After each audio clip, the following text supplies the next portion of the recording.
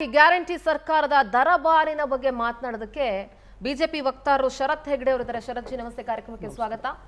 And ಸರ್ಕಾರದ ದರಬಾರಿನ ಬಗ್ಗೆ ಸಮರ್ಥಿಸ್ಕೊಳ್ಳೋದಕ್ಕೆ ಅದ್ರ ಬಗ್ಗೆ ಮಾತನಾಡೋದಕ್ಕೆ ಎಂದಿನಂತೆ ನಟರಾಜ್ ಗೌಡ್ ಇದ್ದಾರೆ. ನಟರಾಜ್ ಜಿ ನಮಸ್ತೆ, ಕಾರ್ಯಕ್ರಮಕ್ಕೆ ನಿಮಗೂ ಸ್ವಾಗತ. ನಮಸ್ತೆ.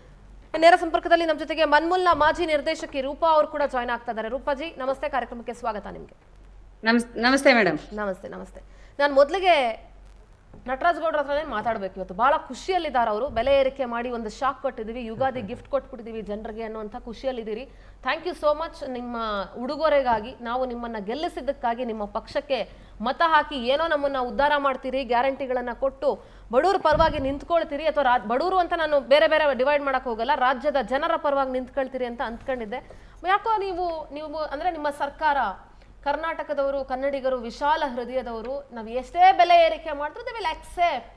ಏನೋ ಒಂದೆರಡು ಕಡೆ ಪ್ರತಿಭಟನೆ ಮಾಡ್ತಾರೆ, ಒಂದೆರಡು ದಿವಸ ಮಾತಾಡ್ತಾರೆ, ಸೋಷಿಯಲ್ ಮೀಡಿಯಾದಲ್ಲಿ ಒಂದಷ್ಟು 4 ಜನ ಮಾತಾಡ್ತಾರೆ, then they will keep quiet ಅಂತ ಅಂದ್ಕೊಂಡಂಗೆ ಕಾಣಿಸ್ತಾ ಇದೆ. ನಟರಾಜ್ ಗೌಡ್ರೆ, ಏನು ಹೇಳ್ತೀರಿ ನಿಮ್ಮ ಯುಗಾದಿಯ ಉಡುಗೊರೆ ಬಗ್ಗೆ?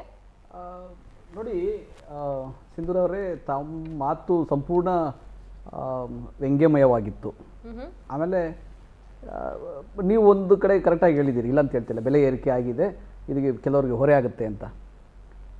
ಸುಮಾರು 27 ಲಕ್ಷ ಹೈನುಗಾರಿಕೆ ನಂಬಿರ್ತಕ್ಕಂತಹ ಕುಟುಂಬಗಳು ಈ ಬೆಲೆ ಏರಿಕೆಯನ್ನು ಸ್ವಾಗತ ಮಾಡ್ತಾರೆ.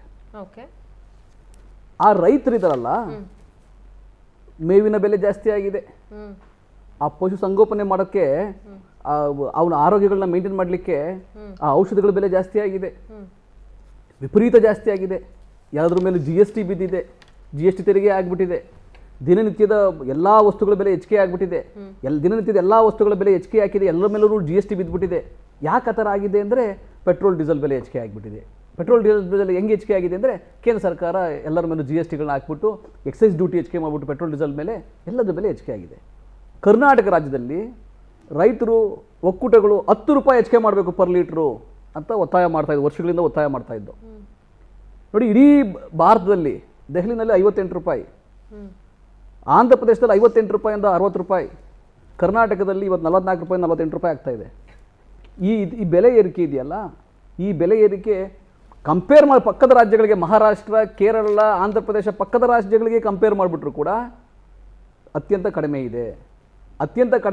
ಆಮೇಲೆ ಇದನ್ನು ಯಾರೂ ಭಾರ, ಹೊರೆ ಅಂತ ಯಾವ ಜನಸಾಮಾನ್ಯರು ಕೂಡ ಅನ್ಕೊಳ್ಳೋ ಪರಿಸ್ಥಿತಿ ಇಲ್ಲ, ಅಗತ್ಯ ಇಲ್ಲ. ಯಾಕಂದರೆ ನಾವು ಕಂಪೇರ್ ಮಾಡಬೇಕು, ಕೇರಳದಲ್ಲಿ ಯಾವ ರೀತಿ ಬೆಲೆ ಇದೆ, ಮಹಾರಾಷ್ಟ್ರದಲ್ಲಿ ಯಾವ ರೀತಿ ಇದೆ, ಆಂಧ್ರ ಪ್ರದೇಶದಲ್ಲಿ ಯಾಕಿದೆ, ಅಲ್ಲಿ ಯಾಕೆ 60 ರೂಪಾಯಿ ಬೆಲೆ ಇದೆ, ಇಲ್ಲಿ ಯಾಕೆ 48 ರೂಪಾಯಿ ಸಿಗುತ್ತೆ. ನಮ್ಮ ರಾಜ್ಯದಲ್ಲಿ, ಇಡೀ ದೇಶದಲ್ಲಿ 90ರಿಂದ 95 ಲಕ್ಷ ಲೀಟರ್ ಹಾಲು ಉತ್ಪಾದನೆ ಆಗ್ತಾ ಇದೆ.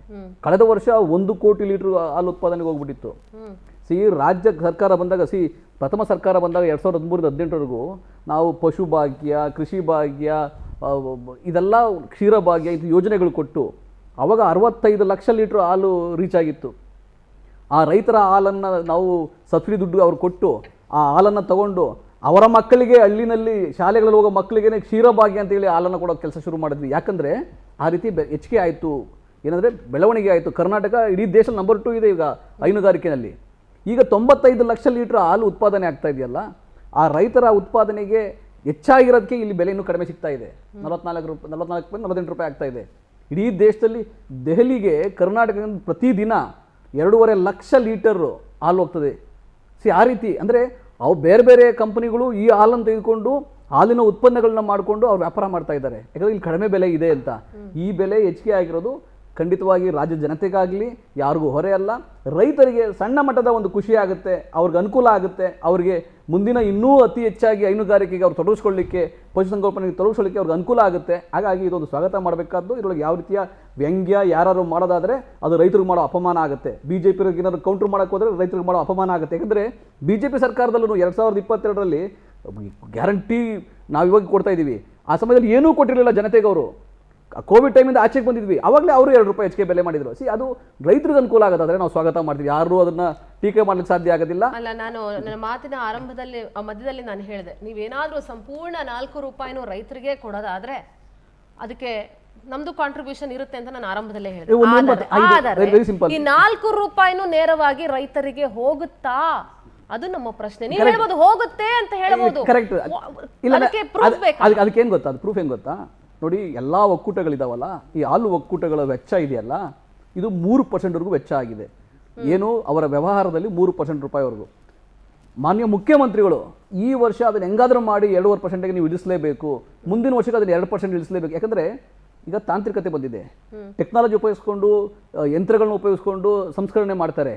ಮ್ಯಾನ್ ಪವರ್ ಆದಷ್ಟು ಕಡಿಮೆ ಮಾಡಿ ನೀವು ವೆಚ್ಚವನ್ನು ಕಡಿಮೆ ಮಾಡಬೇಕು. ಇದು ಅದು ಬಿಟ್ಟರೆ ಇದು ಲಾಭದಾಯಕಕ್ಕೋಸ್ಕರ ಮಾಡಿರೋ ಒಕ್ಕೂಟಗಳಲ್ಲ ಇವು, ಸಹಕಾರಿ ಒಕ್ಕೂಟಗಳು, ರೈತರಿಗೆ ಅನುಕೂಲ ಆಗೋಕ್ಕೋಸ್ಕರ ಮಾಡಿರೋ ಒಕ್ಕೂಟಗಳು ಇವು. ಆದರೆ ಇದನ್ನ ಸಹಕಾರಿ ಒಕ್ಕೂಟ ಗೊತ್ತು, ಅದಕ್ಕೆ ಸಹಕಾರ ಸಚಿವರು ಪಶುಸಂಗೋಪನಾ ಸಚಿವರು ಇಬ್ರು ಒಟ್ಟಿಗೆ ಕೂತ್ಕೊಂಡು ಜಂಟಿ ಸುದ್ದಿಗೋಷ್ಠಿ ಮಾಡಿದ್ರು.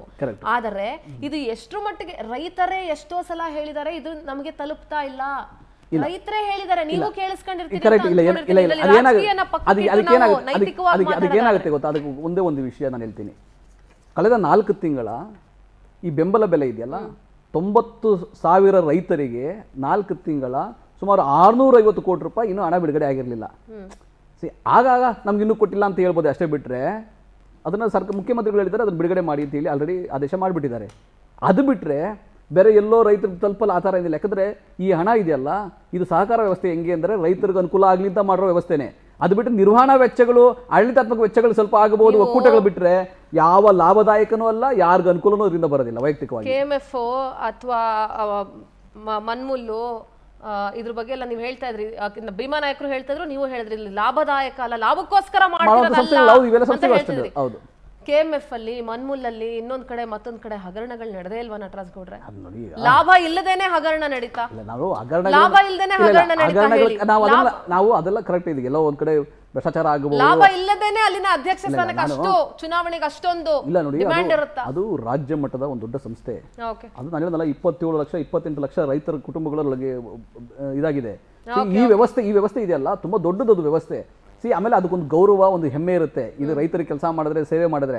ಅದಕ್ಕೆ ಯಾರು ಪೈಪೋಟಿ ಮಾಡ್ತಾರೆ ಬೇರೆ ವಿಷಯ, ಯಾರು ಯಾಕೆ ಪೈಪೋಟಿ ಮಾಡ್ತಾರೆ ಅದು ರಾಜಕಾರಣ ಅನುಕೂಲಕ್ಕೆ ಮಾಡ್ಬೋದು ಕೆಲವರು, ಹೆಸರುಗೋಗಿ ಮಾಡ್ಬೋದು ಕೆಲವರು. ಆದರೆ ಈ ವ್ಯವಸ್ಥೆ ಇದೆಯಲ್ಲ, ಇದು ಲಾಭದಾಯಕೋಸ್ಕರ ಮಾಡುವಂಥದ್ದಲ್ಲ, ರೈತರಿಗೆ ಅನುಕೂಲಕ್ಕಾಗೋದು. ಸಹಕಾರಿ ನಮ್ಮ ಸರ್ಕಾರ ಬರಲಿ, BJP ಬರಲಿ, ಕಾಂಗ್ರೆಸ್ ಬರಲಿ, JDS ಬರಲಿ, ಬಟ್ ಯಾವುದೇ ಸರ್ಕಾರ ಇದ್ರೂ ಕೂಡ ಇದು ರೈತರಿಗೆ ಮಾಡಬೇಕಾದಂಥ ಅನುಕೂಲ ಅಷ್ಟೇ. ಇದು ಎಲ್ಲೋ ಒಂದ್ ಕಡೆ ರೈತರ ಹೆಸರಲ್ಲಿ ಇದು ಲಾಭ ಮಾಡಿಕೊಳ್ಳುವಂಥ ಯೋಜನೆ ಅಂತ ಜನಸಾಮಾನ್ಯರಿಗೇನೋ ನನಗೂ ಕೂಡ ಅನ್ಸುತ್ತೆ. ಪದೇ ಪದೇ ಬೆಲೆ ಏರಿಕೆ ಆದಾಗ